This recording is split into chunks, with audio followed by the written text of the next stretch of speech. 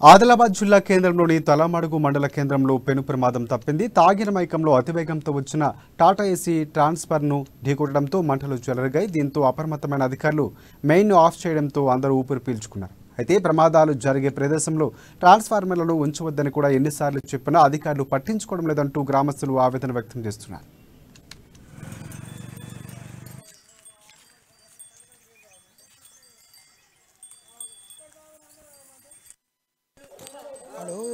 Transformer ఊళ్ళో ఉన్నది.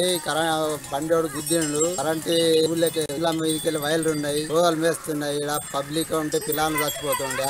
ఇది ఊళ్ళకి వెళ్ళి ఇంకా తీసేయాలా కరెంట్ వాళ్ళకు ఇస్తున్నాం.